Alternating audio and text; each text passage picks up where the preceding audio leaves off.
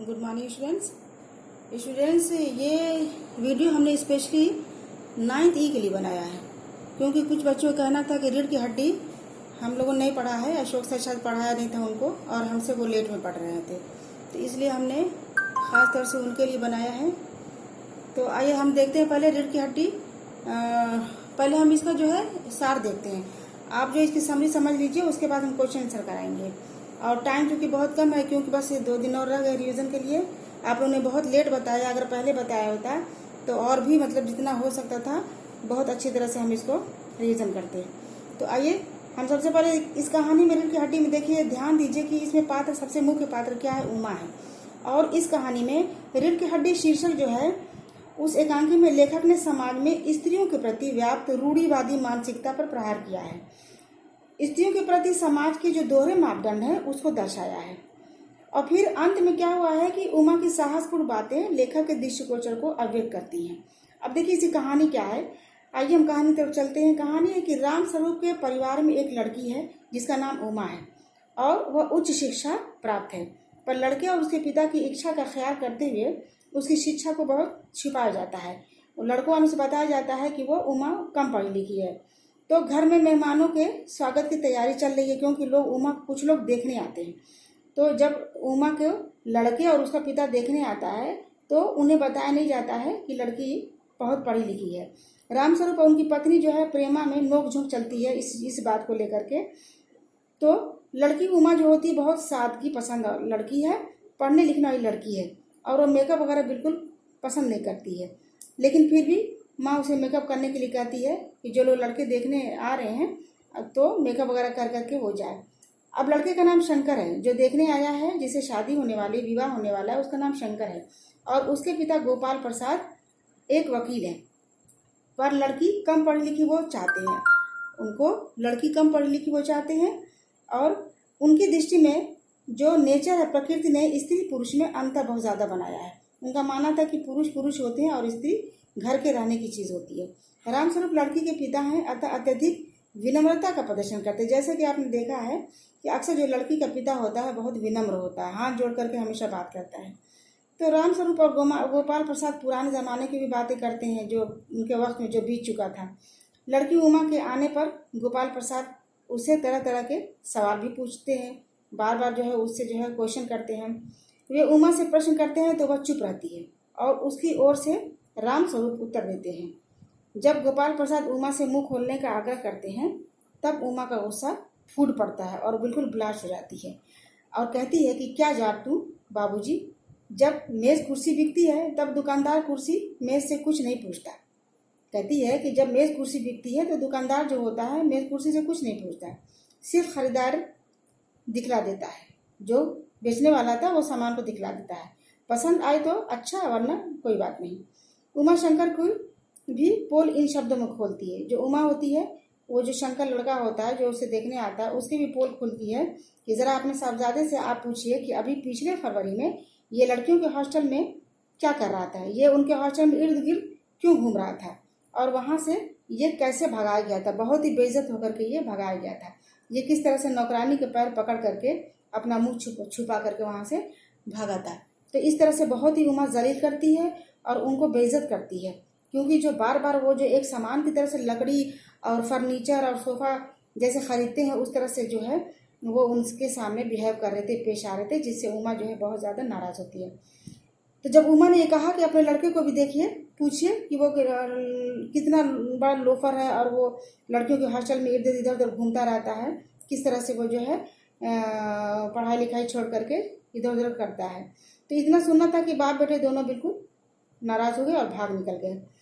तो अब उमा के संवाद उसके मन में छिपी पीड़ा को उजागर कर जाते। जो उमा इस तरह से बात क्यों करती, इसलिए कि जो उसके अंदर की पीड़ा थी कि समाज में लड़कियों के लिए कितना ज़्यादा जो है लचर समाज है, कि लड़कियों की कोई इच्छा ख्वाहिश नहीं पूछा जाता है। शादी विवाह लोग अपने मन से कर देते हैं, लेकिन ये भी नहीं पूछने की कोशिश करते हैं कि लड़का पसंद है कि नहीं पसंद है, और करना चाहती है कि नहीं करना चाहती है।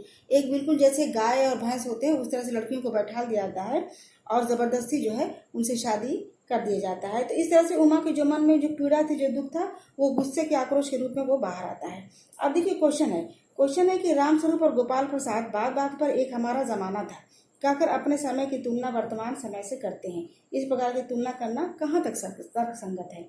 उत्तर देखिए, रामस्वरूप और गोपाल प्रसाद पुरानी पीढ़ी के मनुष्य थे, अतः उन्हें अपनी पुरानी पीढ़ी की बातें बहुत ही करने में अच्छा लगता था, सुखद मधुर। जाहिर सी बात है कि कॉलेज लाइफ की हो या स्कूल लाइफ की बातें आपको भी करने में बहुत अच्छा लगता है, तो इस तरह उन्हें भी पुरानी बातें अच्छी लगती थी।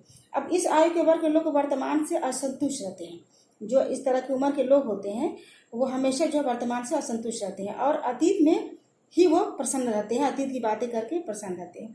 इस प्रकार की तुलना करना तर्कसंगत नहीं है, क्योंकि समय परिवर्तनशील है, अतः पुरानी चीज़ें कभी टिक कर नहीं रह सकती, तो हमें वर्तमान में ही जीना चाहिए। तो जिस तरह की वो बात करते हैं तो क्वेश्चन है कि क्या ये तर्कसंगत है? लेकिन नहीं, है तर्कसंगत नहीं है, क्योंकि आने वाला जो समय होता है हमें उसे में पॉजिटिव सोचना चाहिए और उसी को हम सकारात्मक सोच रख करके आगे बढ़ना चाहिए।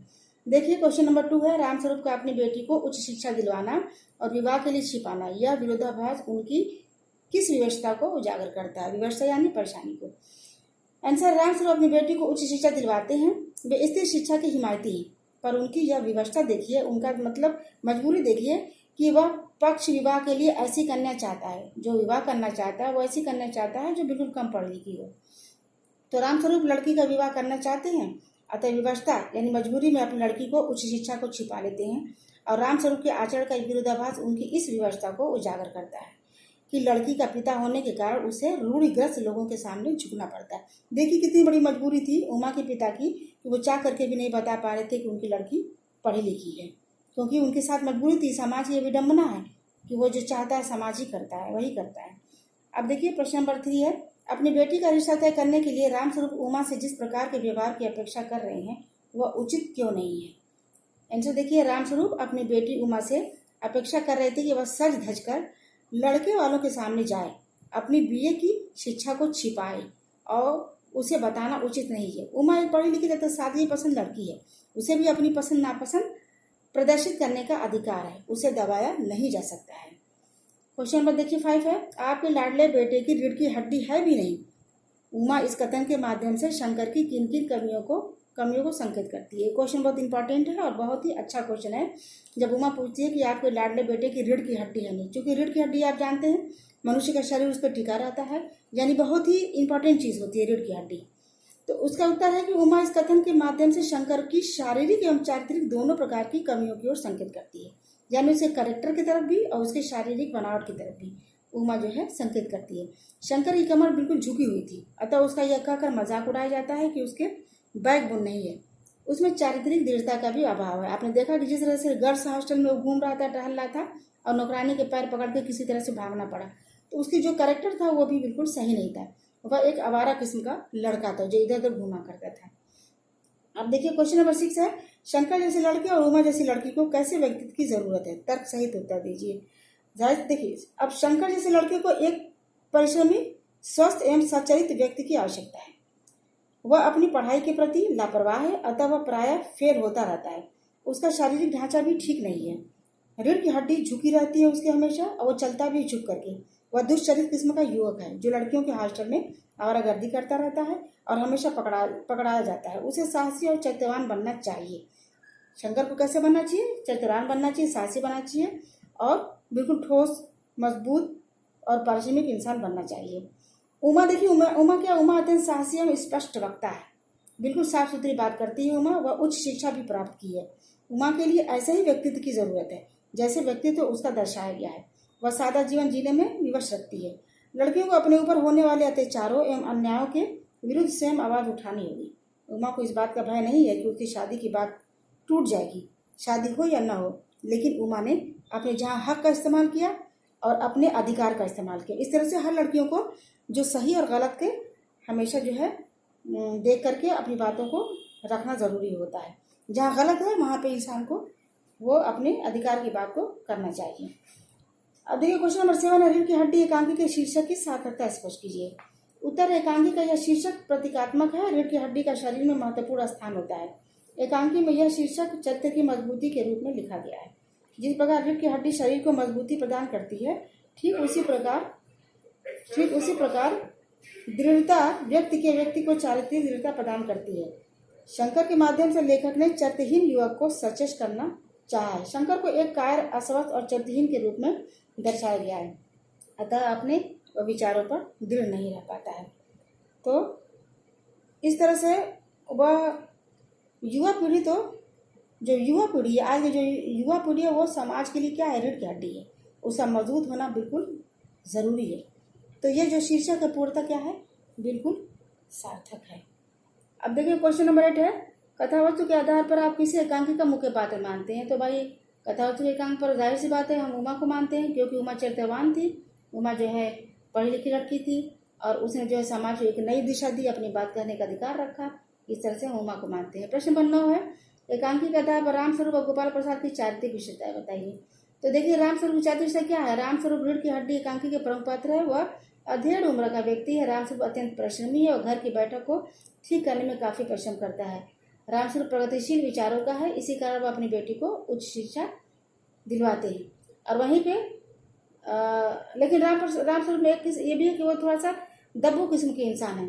गोपाल प्रसाद के व्यक्तित्व के सामने दबा दबा से वो अपने को महसूस करते हैं और अपनी बात कह नहीं पाते हैं। वहीं पर गोपाल प्रसाद का देखिए चारित्रिक विशेषता क्या है। गोपाल प्रसाद एक अधेड़ आयु व्यक्ति है, वह शंकर का पिता है और वह बहुत अनुभवी एवं परिपक्व है, वकील है।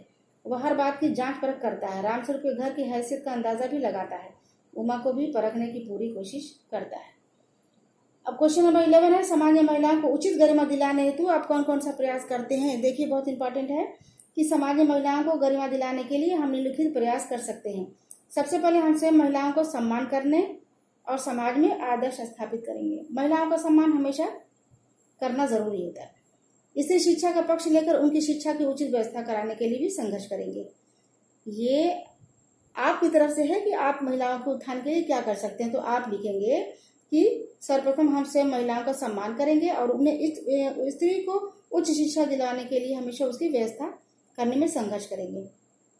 महिलाओं के साथ होने वाले सभी प्रकार के अत्याचार एवं अन्यायों का विरोध करेंगे। सामाजिक समारोह में महिलाओं को मंच पर सम्मानपूर्ण स्थान देंगे।